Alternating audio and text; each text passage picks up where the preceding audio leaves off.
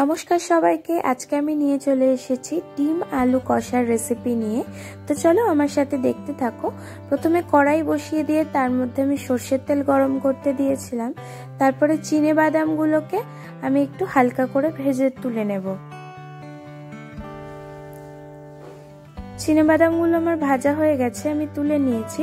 তারপরে আমি ডিম আর আলু সেদ্ধ করে রেখেছিলাম, ডিমগুলোকে আমি অল্প অল্প করে কাট লাগিয়ে সেটাকে এখন ভেজে নিচ্ছি।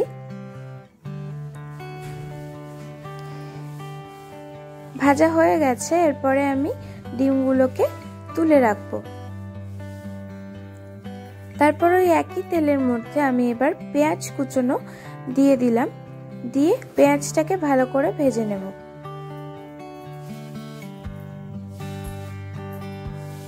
অন্যদিকে আমি মিক্সিং জারের মধ্যে টমেটো আর ধনেপাতা আর ওই ভেজে রাখা বাদামটাকে একসাথে পেস্ট করে নেব।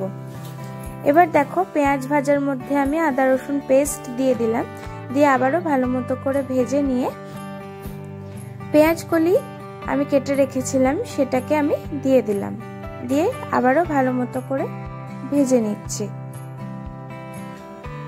এবার ওর মধ্যে আমি পরিমাণ মতো নুন অ্যাড করছি। ভালো মতো মিক্স হয়ে যাওয়ার পরে টমেটো ধনেপাতা আর বাদাম বাটাটা আমি ওর মধ্যে অ্যাড করে দিলাম, দিয়ে আবারও ভালো মতো করে কষিয়ে নিতে হবে। এরপরে আমি গুঁড়ো মশলা অ্যাড করছি, হলুদ গুঁড়ো, লঙ্কা গুঁড়ো, ঝাল যে যেরকম খাও সেইভাবে দেবে, ধনে গুঁড়ো আর জিরে গুঁড়ো দিয়ে আবার একটু অল্প করে জল দিয়ে কষিয়ে নিতে হবে।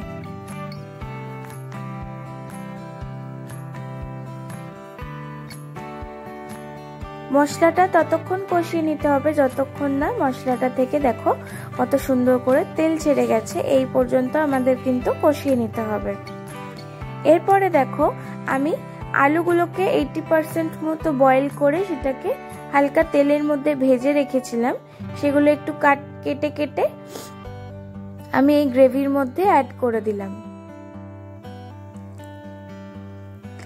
অল্প করে একটু টেস্ট ব্যালেন্স করার জন্য আমি চিনি অ্যাড করছি, তোমরা চাইলে এটাকে স্কিপও করতে পারো। আবারও ভালো মতো করে মিক্স করে নিয়ে এরপরে আমি গরম জল দিয়ে ফুটতে দেব।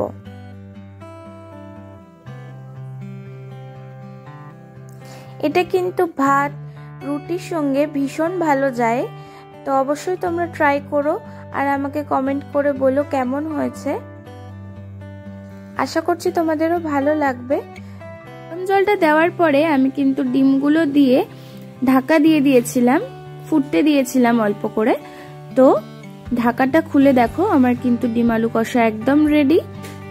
এবার লাস্ট আমি গরম মশলা গুঁড়ো দিয়ে রান্নাটা ফিনিশ করব। আবারও ভালো মতো নাড়িয়ে চাড়িয়ে নিয়ে এবার কিন্তু আমি সার্ভ করে ফেলবো। তো ভালো লাগলে রান্নাটা অবশ্যই like comment share and subscribe করে দিও। চলো টাটা।